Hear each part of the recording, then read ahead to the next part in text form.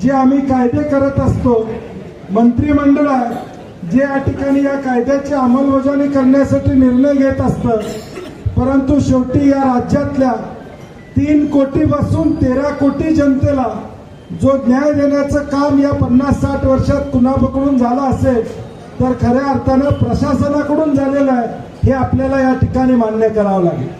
आणि म्हणून गेल्या 50 वर्षामध्ये या राज्यातल्या प्रगतीचा, विकासाचा वाटा ज्यावेळी राज्यकर्ते म्हणून आम्ही स्वीकारतो, ज्यावेळी राज्यकर्ते म्हणून आम्ही जबाबदारी घेतो की या महाराष्ट्राच्या विकासामध्ये स्वर्गीय यशवंतराव चव्हाण साहेब असतील, स्वर्गीय वसंतदादा असतील, स्वर्गीय वसंतराव नाईक साहेब असतील, या सगळ्यांचा वाटा ज्यावेळी आम्ही सांगतो त्याच बरोबरीचा वाटा या राज्यामध्ये तत्कालीन MPSCची जी काय प्रणाली आहे त्या प्रणालीतून निर्माण झालेल्या अधिकाऱ्यांचं देखील तेवढंच श्रेय आहे, हे मला मुद्दामून या ठिकाणी सांगायचं.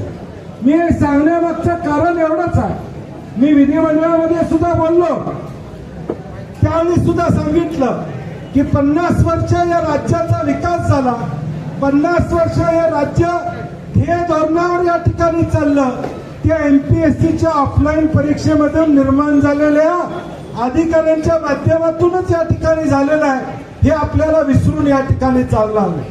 आणि म्हणून CBT कॉम्प्युटर बेस्ड टॉर्चर हा रद्द करा, ही आमची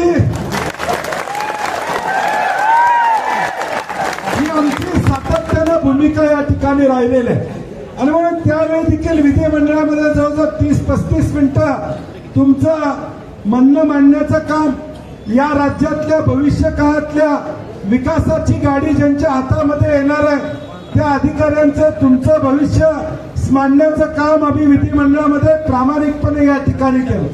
आम्हाला सरकारकडून अपेक्षा काय, ज्यावेळी एखादी गोष्ट या राज्यामध्ये घडते त्यावेळी जर ती लोकांच्या हिताच्या विरोधात असेल तर 2 पावलं मागे गेलं तर तो पराजय मानता कामा नये, अशी आमची सरकारला विनंती. मी माझ्या भाषणात सुद्धा सांगितलं, आज एखादा निर्णय चुकला असेल सरकारचा तर 2 पावलं मागे आलं म्हणजे अपयश आलं असं सरकारने न मानता लाखो मुला मुलींचं भवितव्य याच्यावर अवलंबून आहे, त्याचा विचार सरकारने करावा अशी आमची सार्थ अपेक्षा प्रामुख्याने या निमित्ताने या ठिकाणी. कारण की अनुभव वाईट आहे. आता MMRDAचा निकाल लागला, काय परिस्थिती झाली आपण या ठिकाणी बघतो. मी आज राजकीय फार बोलणार नाही, कारण की सगळेच मुद्दे आता बोलण्यापेक्षा माझा तर सरकारवर या ठिकाणी आक्षेप वेगळा आहे की या सगळ्या, माझं म्हणणं उलट आहे यशोमतीताई. आज वर्तमानपत्रामध्ये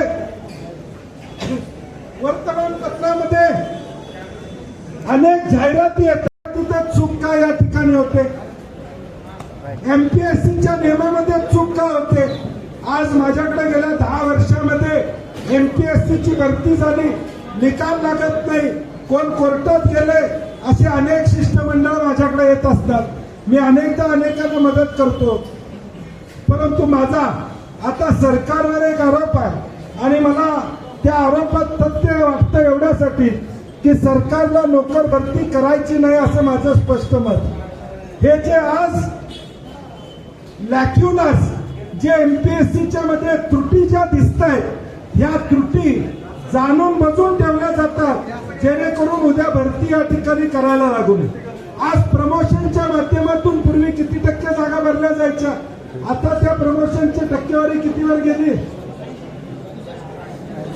67वर गेली. म्हणजे याचा अर्थ काय, प्रमोशन मधला माणूस 10 वर्षाने रिटायर होणार आहे, नवीन माणूस आला की त्याचा 35 वर्ष सन्मान शासनाला या ठिकाणी करावं लागणार आहे. आणि मग नवीन भरती होऊ नये यासाठीचं हे षडयंत्र असं माझं वैयक्तिक मत या ठिकाणी. शासनाची आर्थिक परिस्थिती या ठिकाणी कोलमडलेली आहे आणि म्हणून भरती प्रक्रिया कशीही करून रखडवायची हा प्रयत्न या ठिकाणी शासनाचा चालू आहे असं माझं मत आहे. आणि म्हणून माझी आपल्या सगळ्यांना विनंती आहे की या CBTच्या विरोधात आम्ही तर भूमिका घेतलेली आहे, काँग्रेस पक्ष म्हणून आम्ही भूमिका घेतलेली आहे. आमचे आबा दळवी इथं 9 दिवस MPSCच्या ऑफिस बाहेर या ठिकाणी उपोषणाला बसले होते.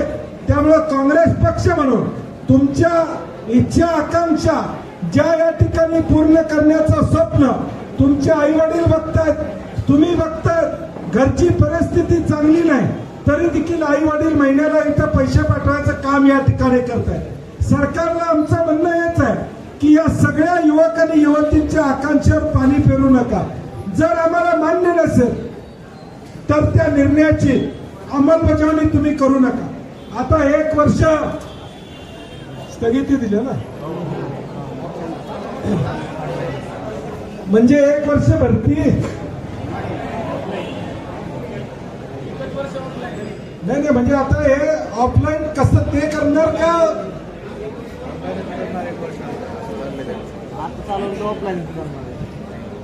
त्यामुळे आता ठीक आहे, बैठक झाली मुख्यमंत्र्यांच्याकडे, काय हरकत नाही. शेवटी मुख्यमंत्री आहेत, त्यांना भेटलंच पाहिजे. परंतु त्यातून आमच्या पदरात काय पडलं हे महत्वाचं. आणि म्हणून माझी विद्यार्थ्यांना विनंती आहे की आपला हा संघर्ष कायम ठेवावा लागेल. ही लढाई, मगाशी शिवराजने म्हणलं, सीबीटी कॉम्प्युटर बेस्ड